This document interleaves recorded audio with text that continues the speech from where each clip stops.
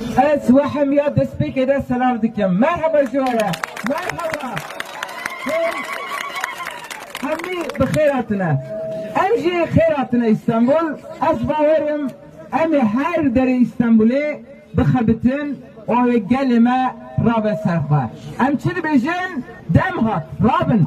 Em hemî rabin ji ber ku li hemberî vê desthilatdariyê, li hemberî vê zulmê, li hemberî vê zordariyê gerek em rabin ser xwe. Sî û yekê adarê ew ê carek din dost jî dijmin jî ew ê bibînin ku gelê me û partiya me bi hêza xwe yî mezin ew ê xebatê xwe bike û ew ê gelekî şaredarî kar bike.